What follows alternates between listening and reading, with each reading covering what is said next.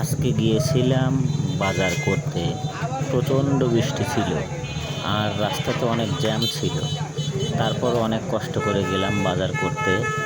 গিয়ে দেখি বাজারে কিছুই নেই, বাজার ভেঙে গেছে বৃষ্টির কারণে। তারপরও যা যা কেনার ছিল কিনলাম। কিনে পরে অনেক কষ্ট করে গাড়ি পাচ্ছিলাম না, গাড়ি একটা পেলাম, পরে গাড়িতে উঠলাম।